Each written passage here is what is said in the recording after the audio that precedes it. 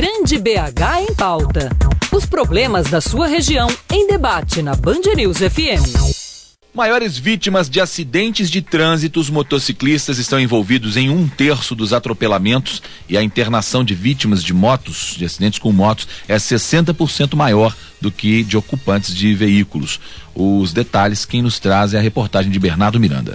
Esse acidente ele aconteceu na Rua da Bahia, com Augusto de Lima, naquele cruzamento. Eu estava voltando da casa da minha irmã, era 5h40 da manhã, coloquei a moto no ponto morto e estava aguardando. O sinal abriu, coloquei primeira, acelerei e fui. Quando eu ia seguir direto para pegar Timbiras, ia continuar na Bahia. Quando eu arranquei, eu tive a surpresa do ônibus convergir na Rua Augusto de Lima, pro lado esquerdo, no qual eu vim seguindo. Tentei desviar, mas naquele momento do acidente, a moto foi e bateu. Na hora que bateu, eu só me lembro de eu cair debaixo da roda. Na hora que eu caí debaixo da roda, eu tentei gritar, tentei fazer, mas nada adiantava. Naquele momento, eu falei, pô, agora que eu construí uma família, eu estou no emprego, tenho um filho e tudo interrompido por causa de um acidente de trânsito. O técnico em elevadores, Wellington Ferreira, escapou de fazer parte da triste estatística de 6 motociclistas mortos em acidentes por mês em Belo Horizonte, mas contribuiu para a média de 24 acidentes com motos registrados por dia na capital mineira. 1/3 dos atropelamentos na cidade envolve motociclistas e o número de motoqueiros atendidos no Hospital de Pronto-Socorro João 23 é 60% maior do que o de feridos em batidas de carro. Esses dados colocam os motociclistas como as maiores vítimas da violência no trânsito. Em todo o Brasil, foram 150 mil internações de motociclistas em 2010, última base de dados do Ministério da Saúde. Nessa estatística, o Wellington também entrou. Passou 20 dias internado com fratura na bacia e ainda lesões musculares e na parte genital. Hoje, 2 meses após o acidente, ele ainda caminha com dificuldades, até porque teve que reaprender a andar após passar 30 dias sem poder ficar de pé.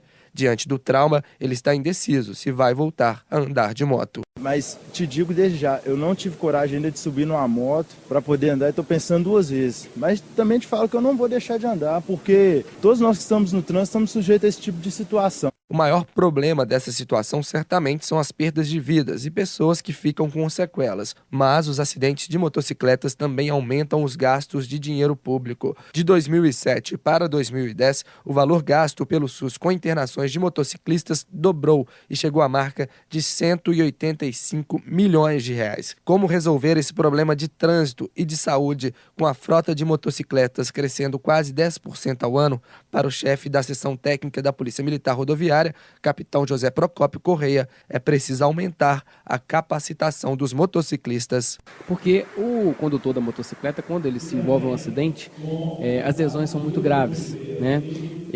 E a maioria das vezes ocasiona a morte. Por exemplo, no estado de São Paulo, o motociclista hoje é o maior doador de órgãos que tem no estado, órgãos sadios, né? Isso é um fato preocupante. E as ações voltadas para o motociclista, elas são muito pautadas na questão da conscientização humana.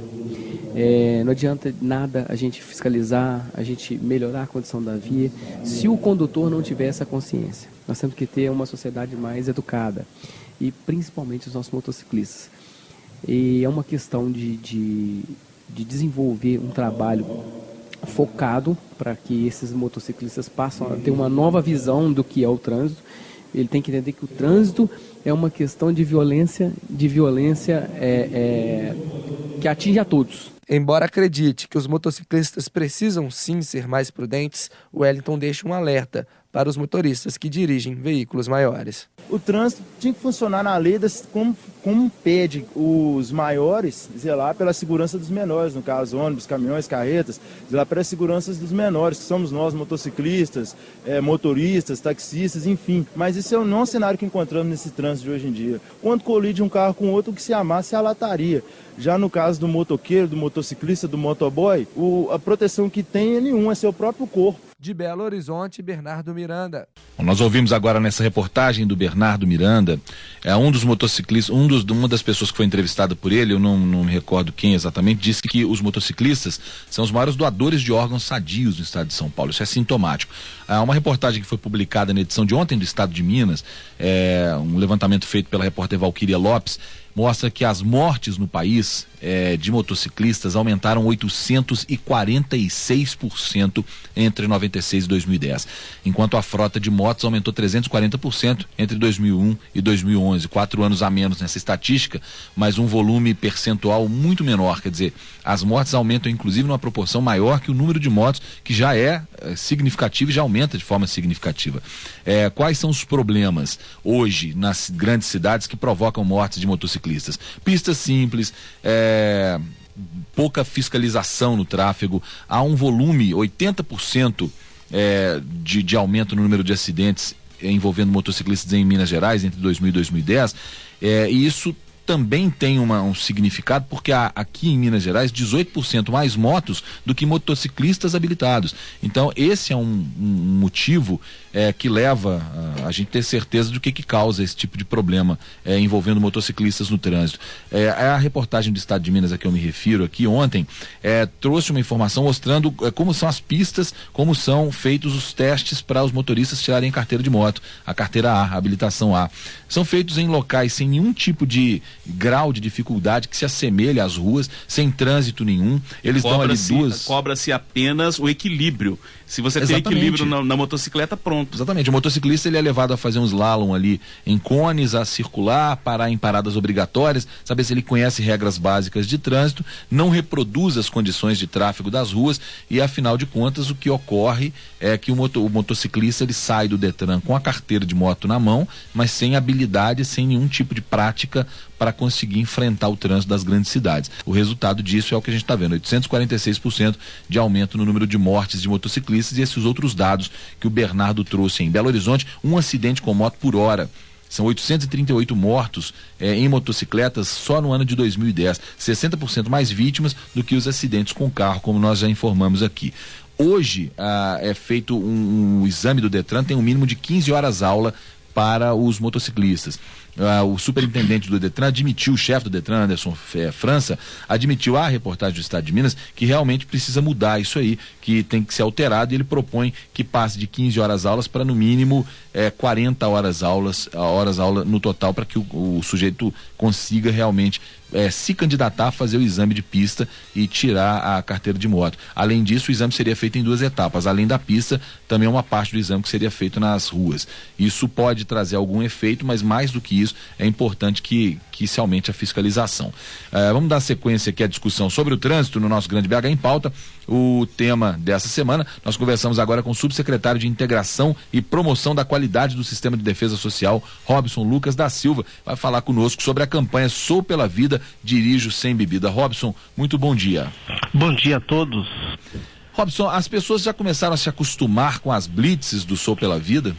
Sim, a campanha, né, articulada pela Secretaria de Defesa, ela tem sido levada a efeito, né, com muito rigor, com uma regularidade nos finais de semana, sexta-feira, sábado e domingo, e às vezes às quintas, né, dependendo assim da realização de algum evento ou não.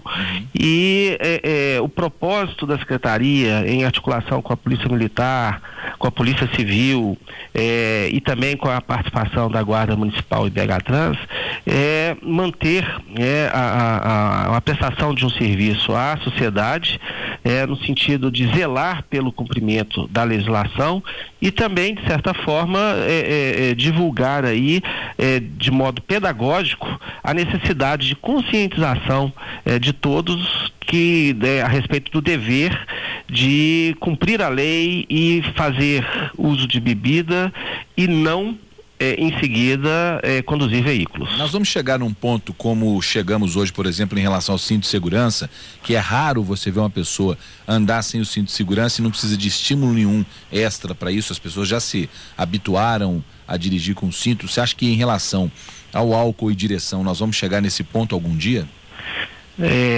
Eu acredito que sim, mas talvez a médio e longo prazo.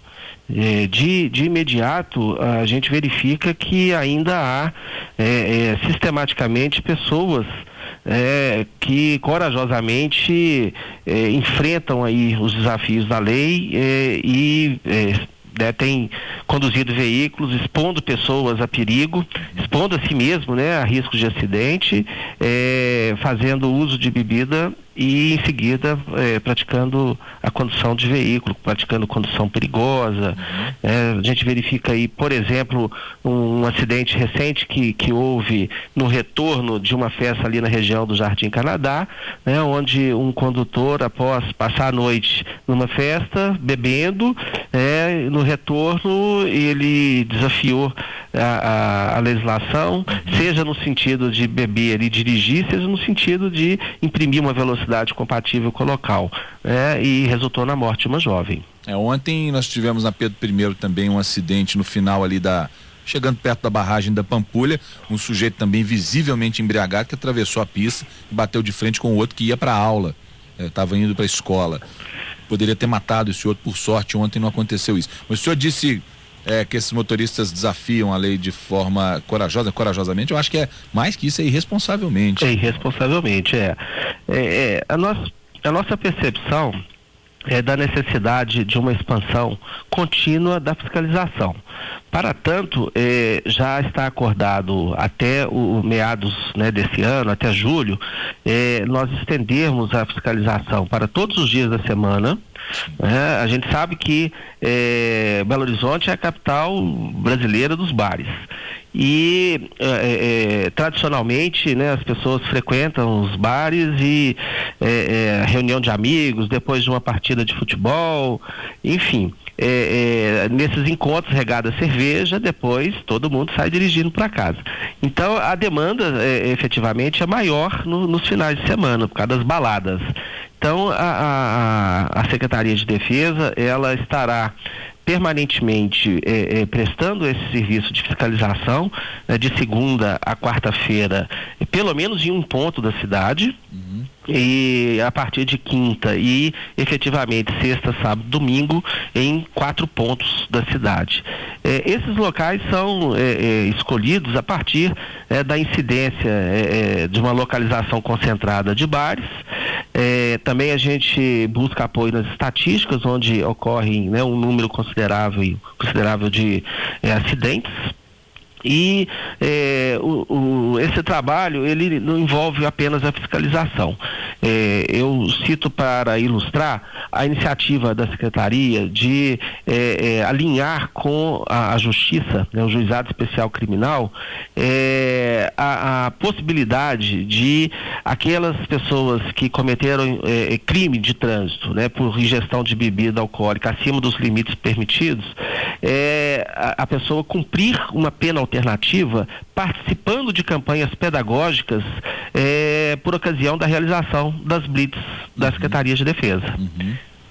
Isso seria uma boa punição, porque colocaria a pessoa, inclusive, diante de outras pessoas que passaram pelo mesmo problema e de vítimas também, né? Exatamente.